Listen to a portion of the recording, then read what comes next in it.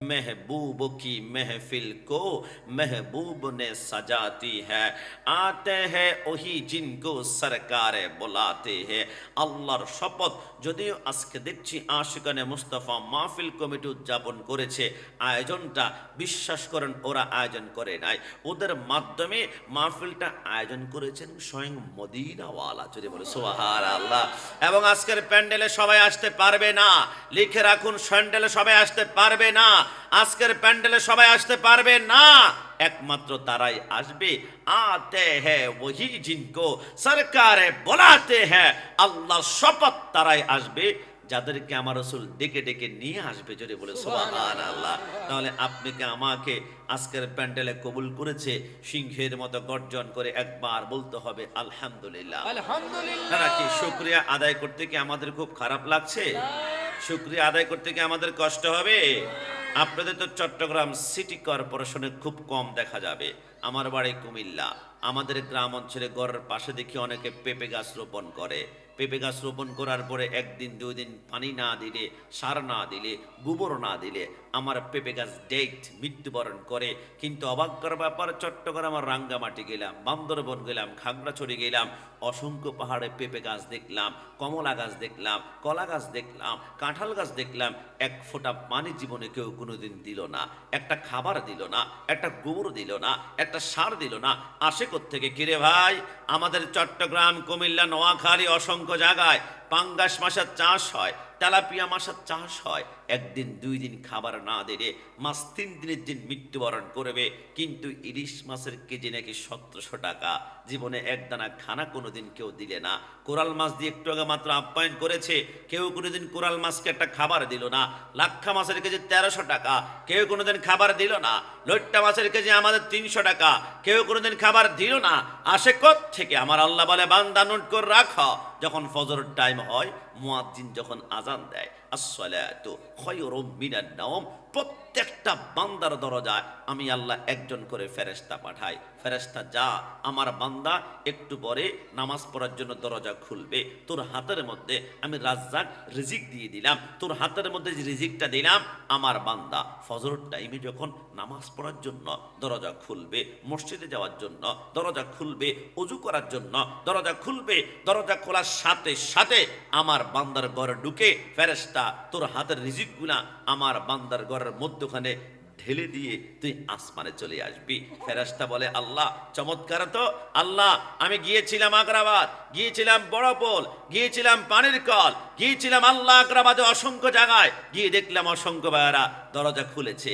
নামাজ পড়েছে ওযু করেছে মসজিদে গিয়েছে দরজা ঢেলে দিয়ে আসলাম রিজিক কিন্তু আল্লাহ 6টা বেজে গিয়েছে কিছু যুবক এখনো ঘুম থেকে ওঠে না 7টা বেজে গিয়েছে নামাজের কোনো খবর নাই 8টা বেজে গিয়েছে ওযু করে না 9টা বেজে গিয়েছে মসজিদের কোনো টেনশন এদের মাথার ভিতরে নাই আল্লাহ 10টা বেজে গিয়েছে এখনো বান্দা দরজা খুলছে না দরজা যদি নাই খোলে আল্লাহ রিজিক কিভাবে এর ঘরের ভিতরে আমি ঢুকাবো গো আল্লাহ ঢুকাবো আল্লাহ ঢুকাবো আল্লাহ আমার আল্লাহ বলে আমি এতক্ষণ ছিলাম রহমান এখন যখন ফজরটা বাদ দিয়ে ফেলেছে আমি হয়ে গেলাম কাহার যা বান্দা যদি রিজিক নেওয়ার জন্য দরজায় খুলে নাই ওই বান্দার রিজিকের ডান হাতের ফেরেশতার রিজিকগুলো তুমি পাহাড়ে নিক্ষেপ করো ওইখান থেকে আল্লাহ পেঁপে গাছ বানায় ওইখান থেকে কলা গাছ বানায় ওইখান থেকে জাম গাছ বানায় আমার আল্লাহ বলে ফেরেশতা তোমার বাম হাতের রিজিক আমার বান্দা নেয় নাই দরজা খুলে নাই তোমার বাম হাতের রিজিকগুলো তুমি সাগরে নিক্ষেপ করো ওইখান থেকে আমার আল্লাহ ইলিশ মাছ উৎপন্ন করে একটু জবান খুলে বলে সুবহানাল্লাহ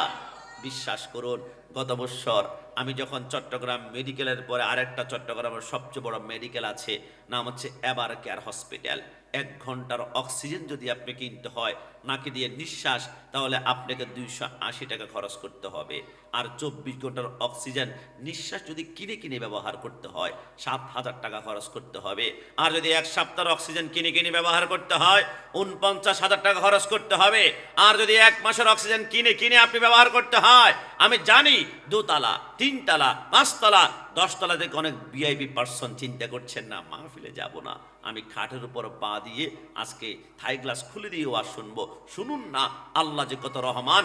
1 মাসের অক্সিজেন যদি কিনে কিনে ব্যবহার করতে হয় 3.5 লক্ষ টাকা লাগে। মাস শেষে যদি আল্লাহ বলে অক্সিজেনের বিল দে, আপনি খেতে পারবেন না, চলতে পারবেন না, পরিবার শেষ, সন্তান শেষ। কিন্তু আমার আল্লাহ এত কঠোর নয়। আমার আল্লাহ বলে, বান্দা একটা বার আমি আল্লাহকে আল্লাহ বলে ডাক দে, তোর ডাকে আমি আল্লাহ 70 বার সাড়া প্রদান করবো। জোরে বলে সুবহানাল্লাহ। আল্লাহ যে কত মেহেরবান, শুকরিয়া করতে হবে। কারণ চট্টগ্রাম আমানস্যার মাজারে গেলে আমরা দেখতে পাই অনেকের হাত নাই, অনেকের পা নাই, অনেকের চোখ নাই, অনেকে ল্যাংড়া, অনেকে হাত চোখ কিছুই নাই। কিন্তু আল্লাহ আপনাকে আমাকে হাত দিয়ে সুস্থ শরীর নিয়ে মাহফিলে বসার তৌফিক দিয়েছে। চিৎকার মেরে আরেকবার বলতে হবে আলহামদুলিল্লাহ। বোবা লোকে চলতে পারে বলতে পারে না, পঙ্গু লোকে বলতে পারে চলতে পারে না, কানা লোকে শুনতে পারে দেখতে পারে না, কালা লোকে দেখতে পারে শুনতে পারে না। তুমি যদি তাদের চেয়ে একটু ভালো থাকো, তবে কেন শুকরিয়াটা আদায় করো না? তবে কেন শুকরিয়াটা আদায় করো না? চোখ দুটো দিল দেখিতে তোমায়, শুনতে দিল কান, জিহ্বা দিল স্বাদ নিতে আর নাকে সুগরান। ডান হাত তুলে বলো ঠিক কি না? চোখ দুটো দিল দেখিতে তোমায়, শুনতে দিল কান, জিহ্বা দিল স্বাদ নিতে আর নাকে সুগরান। এবারে তুমি ভেবে দেখো না, এবারে তুমি ভেবে দেখো না কতটা সুখে আছো, তবে কেন শুকরিয়াটা আদায় করো না? তবে কেন শুকরিয়াটা আদায় করো না? বোবা লোকে চলতে পারে বলতে পারে না, পঙ্গু লোকে বলতে পারে চলতে পারে না, কানা লোকে শুনতে পারে দেখতে পারে না, কালা লোকে দেখতে পারে শুনতে পারে না। তুমি যদি তাদের চেয়ে একটু ভালো থাকো, তবে কেন শুকরিয়াটা আদায় করো না? তবে কেন শুকরিয়াটা আদায় করো না? শেষবারের মতন চিৎকার মেরে একবার বলি আলহামদুলিল্লাহ। আমাদের গতকালকে মাগরিবের পর থেকেই কিন্তু মেয়ারাজুন নবীর মাস শুরু হয়েছে।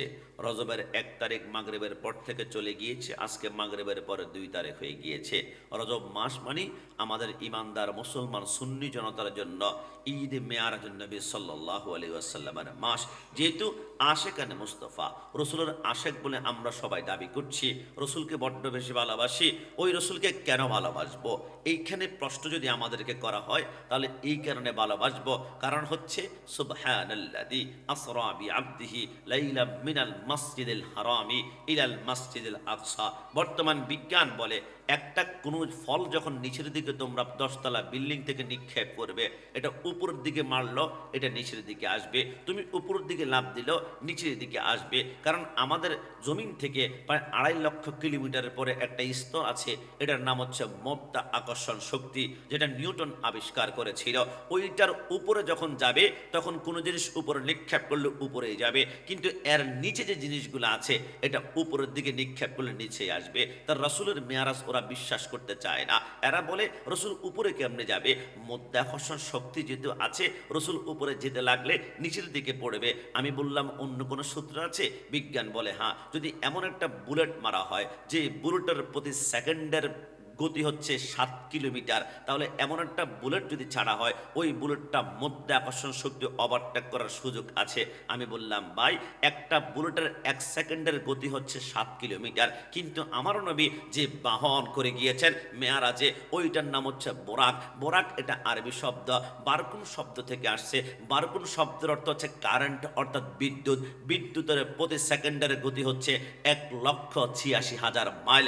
একটা বুলেট যদি 1 সেকেন্ডে 7 কিলোমিটার যায়, তাহলে মাধ্যাকর্ষণ শক্তি ওভারটেক করতে পারে। আর আমার নবী যে বোরাকা সফর করেছেন, ওই বোরাকার প্রতি সেকেন্ডের দূরত্ব ছিল, গতি ছিল, স্পিড ছিল 1,86,000 মাইল। তাহলে রসুল যে মাধ্যাকর্ষণ শক্তি না, সপ্তম আসমান চোখের পলকে পার করবে, ক্ষমতা দিয়েছেন আমার আল্লাহ। একটু জবান খুলে বলে সুবহানাল্লাহ।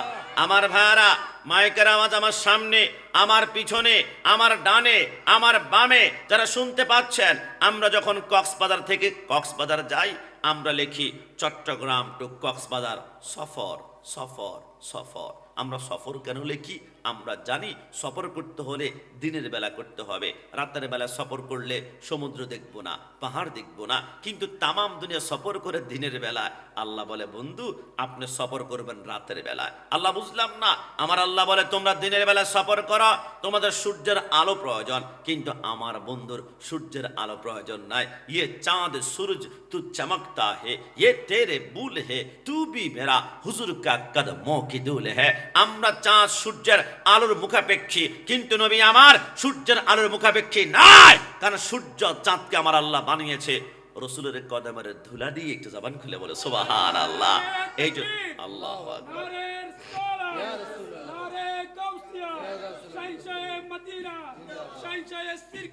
এই জন্য আমার আল্লাহ বলে আমি সফর ব্যবহার করিনি, আমি আশ্রা ব্যবহার করেছি। লাইলান, লাইলান শব্দের অর্থ রাতের কিছু অংশ। রাতের কিছু অংশতে রসুল জান্নাত গিয়েছেন, জাহান্নাম গিয়েছেন, সপ্তম আসমান গিয়েছেন, সিদরাতুল মুনতাহা গিয়েছেন, লামুকান গিয়েছেন, কাবা কাউসাইন।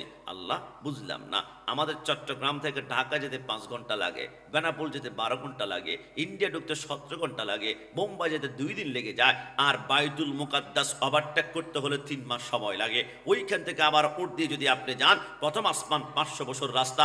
আল্লাহ বুঝলাম না, রাতের কত অংশের ভিতরে আমার রসুল গোটা আসমান জমিন আর কুরসি লৌহ কলম ঘুরলো, আমাদের বুঝে আসে না। আমার আল্লাহ বলে বুঝে আসবে। তাহলে শুনো, আমার রসুল রাতের কিছু অংশের ভিতরে 27 বৎসর অতিক্রম করেছে। আল্লাহ রাতের কিছু অংশের ভিতরে 27 বৎসর আবার কেমন অতিক্রম করে আমাদের বুঝে আসে না। রসুল আমার বলে আমি যখন মেয়ারাজে যাচ্ছিলাম, যেই পানি দিয়ে অজু করেছি ওই অজুর পানিগুলা গড়াচ্ছিল। আমি মেয়ারাজ করে আসার পরও দেখলাম ওই পানিগুলা নিচের দিকে গড়াচ্ছে। আমি যে ঘর থেকে বের হচ্ছিলাম ওই ঘরের শিকলটা যাওয়ার সময় দেখলাম নড়তেছিল। আমি 27 বৎসর সফর করে আসার পরেও দেখলাম শিকলটা এখনো নড়ছে। আল্লাহ বুঝে আসে না, একটা শিকল 5 মিনিট নড়বে, 10 মিনিট, 1 ঘন্টা পরে নড়তে নড়তে বন্ধ হয়ে যাবে, পানি চলতে চলতে 5-10 সেকেন্ড পরে বন্ধ হয়ে যাবে, একদিন পরে বন্ধ হয়ে যাবে। কিন্তু 27 বৎসর পরে পানির নিচের দিকে গড়া শিকল নড়ে। বিছানা যাওয়ার সময় দেখেছে গরম, আসার পরে গরম। আল্লাহ কেমনে সম্ভব? আমার আল্লাহ বলে সম্ভব। কিভাবে?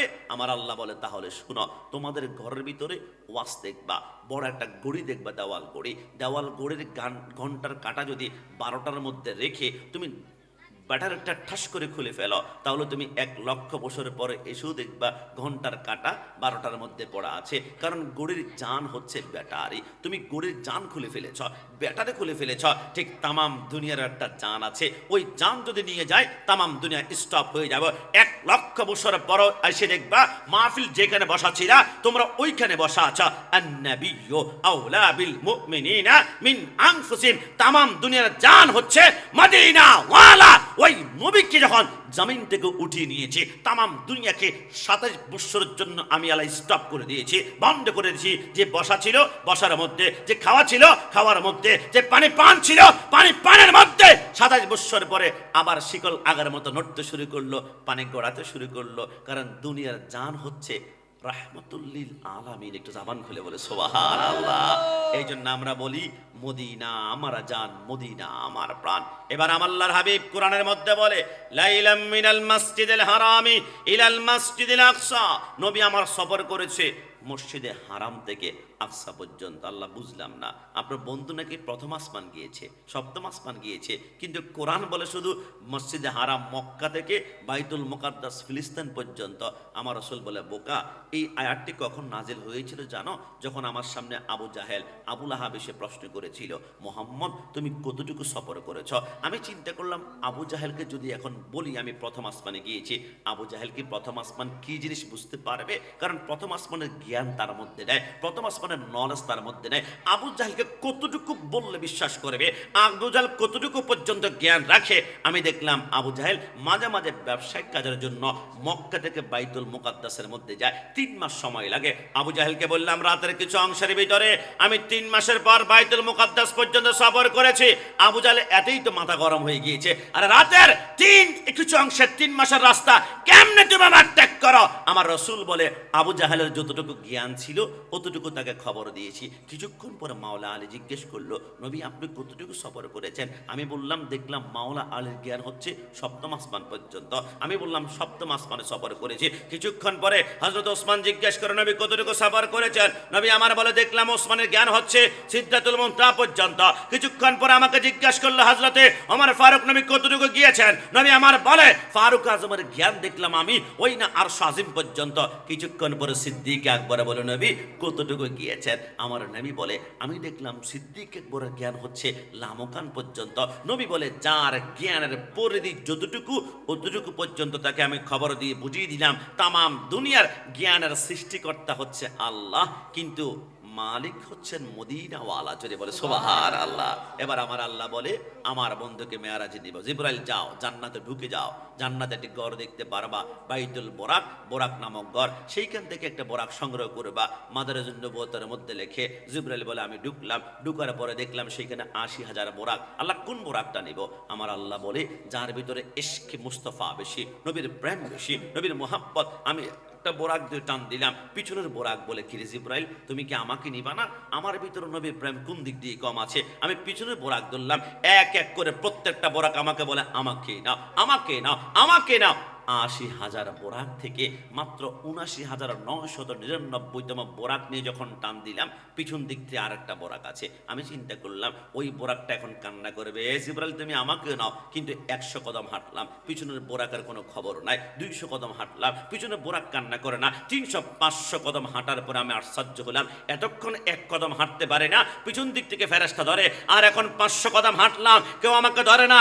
কোথায় ওই বোরাকটা খুঁজতে লাগলাম। জিবরাইল বলে খুঁজতে খুঁজতে খুঁজতে খুঁজতে আমি 1 বৎসর অতিক্রম করলাম, পাইলাম না। হঠাৎ করে দেখলাম বাইতুল বোরাকের কোণার ভিতরে একটা বোরাক বসা, সে কান্না করছে। এর চোখের নিচে ড্রেনের মতো 2টা দাগ হয়ে গিয়েছে, চোখ 2টা অন্ধ হয়ে গিয়েছে, আর একদম দাঁড়াতে পারছে না, প্যারালাইজড হয়ে গিয়েছে, হাত পাগুলো অবশ প্রতিবন্ধকের মতো হয়ে গিয়েছে। আমি জিজ্ঞেস করলাম কিরে সমস্ত বোরাক সমরবিকের মেয়ারতে নেওয়ার জন্য পাগল পারা, তুই বোরাককে নিবি না?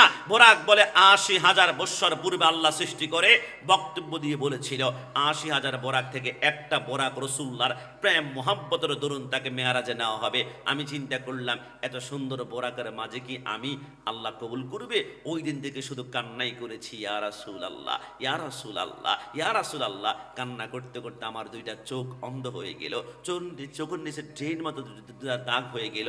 আমি শুধু কান্না করেছি, ইয়া রাসূলুল্লাহ। আমার আল্লাহ বলে যেই নবীর প্রেমে কান্না করে চোখ 2টা অন্ধ করেছে, ওই চোখের ভিতরে এমন একটা পাওয়ার দিয়ে দাও, সে একটা নজর যেইখানে করবে তার একটা কদম গিয়ে আমি আল্লাহ সেইখানে ফেলবো। একটু জামান খুলে বলে সুবহানাল্লাহ।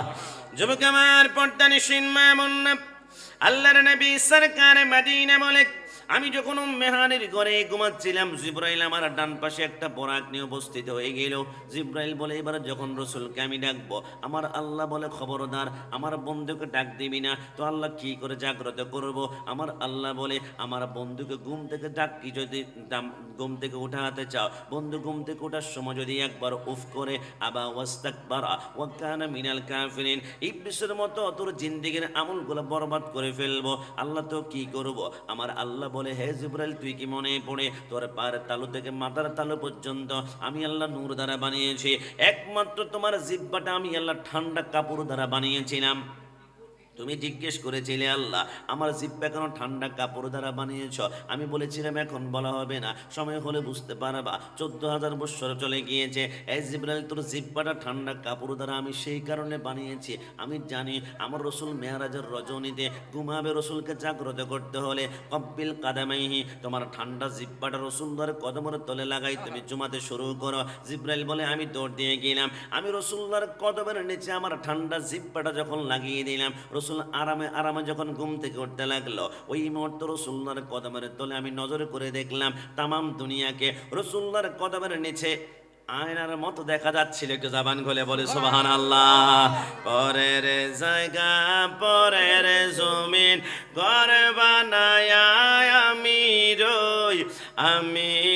সে ঘরের মালিক নয়। কি আপনাদের কষ্ট হচ্ছে?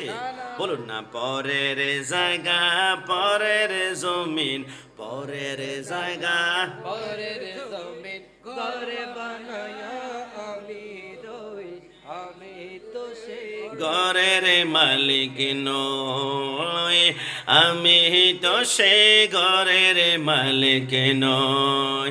ও সে ঘরে খানা যার জমিদারি,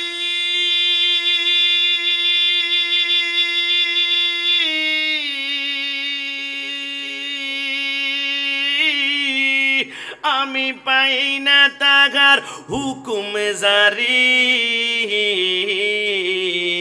আমি পাই না জমিদারের দেখা, পাই না দারের দেখা, মনের দুঃখ কারে কয়ে, আমি তো সে ঘরের মালিক নয়, আমি তো সে ঘরের মালিক নয়। শেষবারের মতন, পরের জায়গা পরের জমিন, পরের জায়গা পরের জমিন ঘরে বানায়া আমি রই, আমি তো সে ঘরের মালিক নয়, আমি তো সে ঘরের মালিক নয়। জিব্রাইল বলে, এবার নবীকে বোরাকে উঠালাম, অন্তর কান লাগে শুনতে হবে। আমার নবী বলে, আমি বোরাকে উঠলাম, ওঠার পরে কিছুক্ষণ পরে জিব্রাইল বলে, কিফিয়া মুহাম্মদ সাল্লাল্লাহু আলাইহি ওয়াসাল্লাম, নবী আপনি একটু বোরাক থেকে নামুন না। আমার নবী বলে, বোরাক থেকে নামলাম। জিব্রাইল বলে, নবী আপনি এখন কি দেখতে পাচ্ছেন? আমার নবী বলে, আমি বিশাল একটা ময়দান দেখতে পাচ্ছি। ওই ময়দানে কি দেখতে পাচ্ছেন? আমার নবী বলে, লক্ষ লক্ষ মানুষ দেখতে পারলাম, এদের মাথার নিচে কোনো শিমুল তুলার বালিশ নাই, বড় বড় পাথর দেওয়া। এরা চোখটা বন্ধ করে ঘুমাতে চাইলে উপর দিয়ে আর একটা পাথর দিয়ে বাড়ি মারে, মাথা চূর্ণ বিচূর্ণ হয়ে যায়। নবী আমার কান্না করে বলে, কিরে জিব্রাইল, এরা কারা? এদের মাথাগুলা কেন চূর্ণ বিচূর্ণ করা হচ্ছে? জিব্রাইল বলে, নবী আপনি আমাকে কেন জিজ্ঞেস করছেন? আপনি তো আমার সাইয়্যিদুল মুরসালিন, আপনি হচ্ছেন আমার পয়গাম্বর, আমি হচ্ছে আপনার উম্মত। আমার নবী বলে, আল্লাহর কসম আমি জানার জন্য জিজ্ঞেস করি নাই, আমি আমার উম্মতকে জানিয়ে দেওয়ার জন্য জিজ্ঞেস করেছি। জোরে বলে সুবহানাল্লাহ।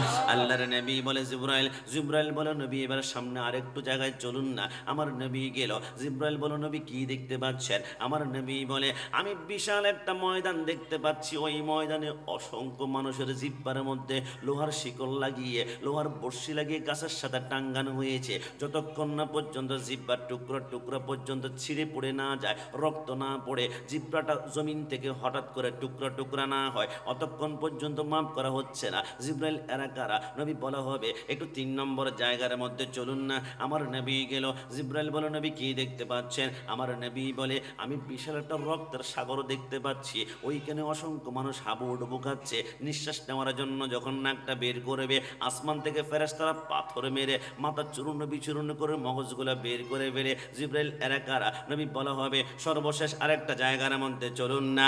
আল্লাহর নবী চোখের পানি সে ঘরের মালিক নয়। শেষবারের মতন, পরের জায়গা পরের জমিন, পরের জায়গা পরের জমিন ঘরে বানায়া আমি রই, আমি তো সে ঘরের মালিক নয়, আমি তো সে ঘরের মালিক নয়। জিব্রাইল বলে, এবার নবীকে বোরাকে উঠালাম, অন্তর কান লাগে শুনতে হবে। আমার নবী বলে, আমি বোরাকে উঠলাম, ওঠার পরে কিছুক্ষণ পরে জিব্রাইল বলে, কিফিয়া মুহাম্মদ সাল্লাল্লাহু আলাইহি ওয়াসাল্লাম, নবী আপনি একটু বোরাক থেকে নামুন না। আমার নবী বলে, বোরাক থেকে নামলাম। জিব্রাইল বলে, নবী আপনি এখন কি দেখতে পাচ্ছেন? আমার নবী বলে, আমি বিশাল একটা ময়দান দেখতে পাচ্ছি। ওই ময়দানে কি দেখতে পাচ্ছেন? আমার নবী বলে, লক্ষ লক্ষ মানুষ দেখতে পারলাম, এদের মাথার নিচে কোনো শিমুল তুলার বালিশ নাই, বড় বড় পাথর দেওয়া। এরা চোখটা বন্ধ করে ঘুমাতে চাইলে উপর দিয়ে আর একটা পাথর দিয়ে বাড়ি মারে, মাথা চূর্ণ বিচূর্ণ হয়ে যায়। নবী আমার কান্না করে বলে, কিরে জিব্রাইল, এরা কারা? এদের মাথাগুলা কেন চূর্ণ বিচূর্ণ করা হচ্ছে? জিব্রাইল বলে, নবী আপনি আমাকে কেন জিজ্ঞেস করছেন? আপনি তো আমার সাইয়্যিদুল মুরসালিন, আপনি হচ্ছেন আমার পয়গাম্বর, আমি হচ্ছে আপনার উম্মত। আমার নবী বলে, আল্লাহর কসম আমি জানার জন্য জিজ্ঞেস করি নাই, আমি আমার উম্মতকে জানিয়ে দেওয়ার জন্য জিজ্ঞেস করেছে। জোরে বলে সুবহানাল্লাহ।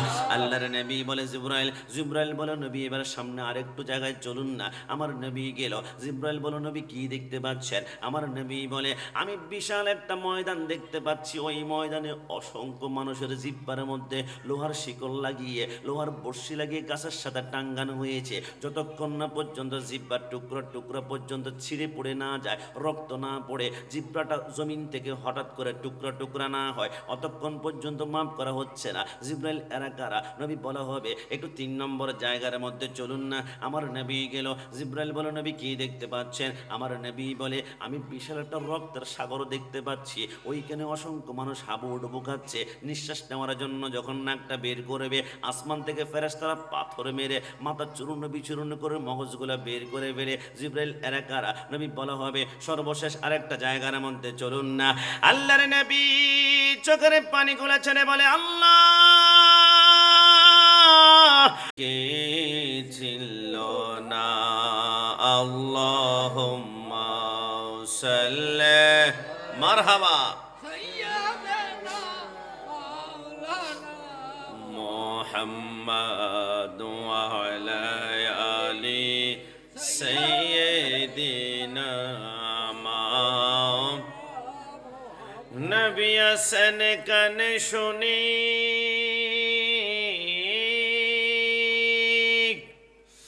আমি জীবনে নবী দেখিলাম না। আল্লাহ নূর নবীকে না দেখাইয়া কবর দেশে নিও না। আল্লাহুম্মা সাল্লি আলা মাওলানা মুহাম্মাদ ওয়া আলা আলি সাইয়্যিদিনা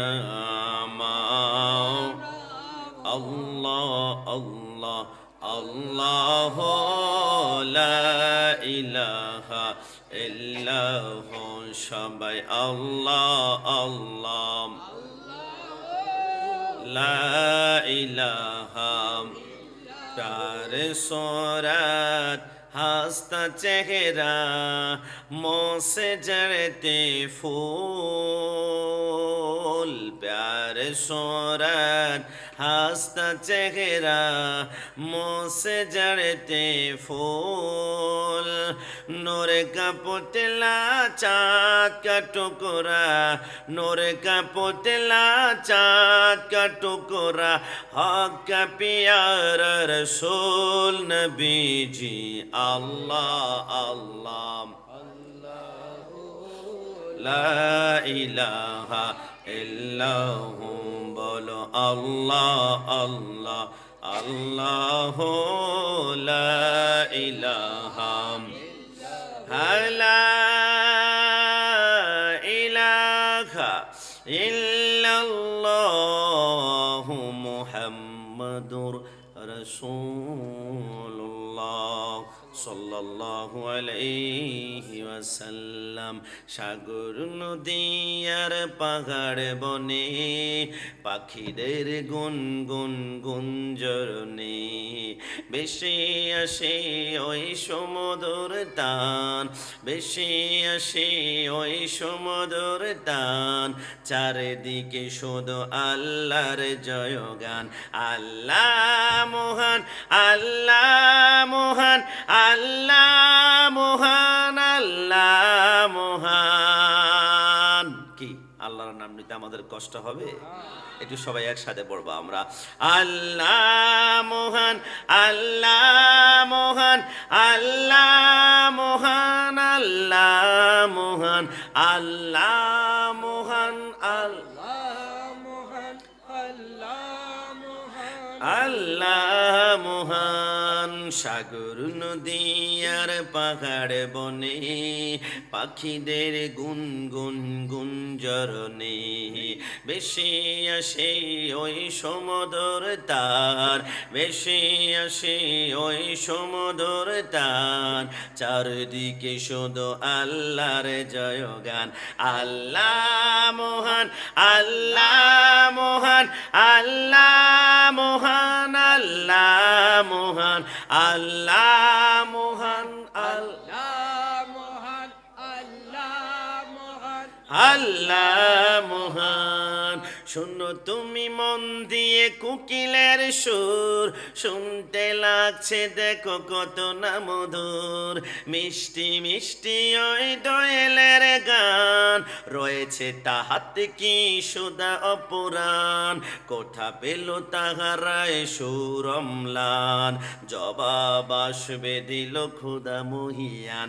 আল্লাহ মহান, আল্লাহ মহান, আল্লাহ মহান, আল্লাহ মহান, আল্লাহ মহান, আল্লাহ মহান, আল্লাহ মহান, আল্লাহ মহান।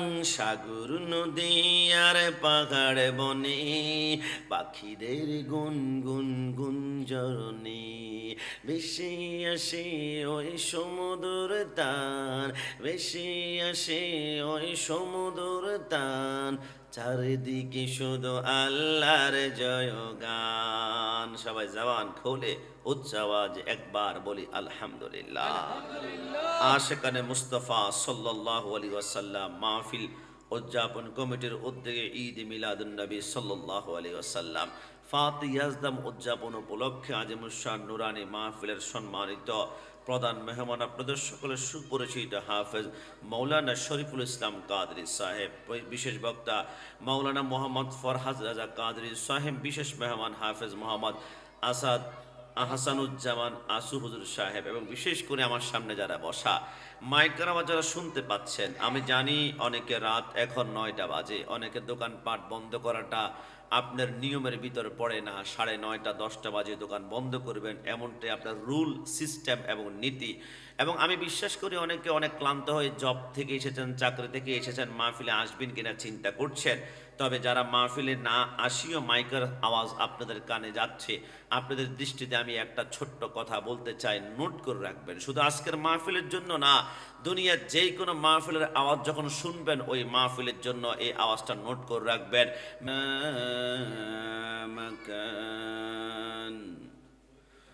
ونشهد أن لا إله إلا الله وحده لا شريك له ولا ضد له ولا ند له ولا مثل له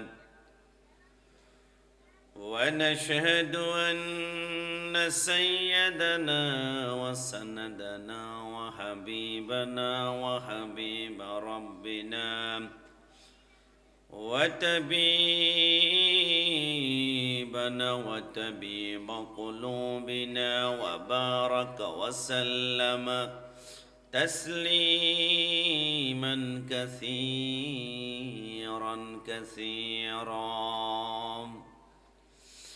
إن الله وملائكته يصلون على النبي يا أيها الذين آمنوا صلوا عليه وسلموا تسليما. اللهم صل مولانا محمد وعلى آل سيدنا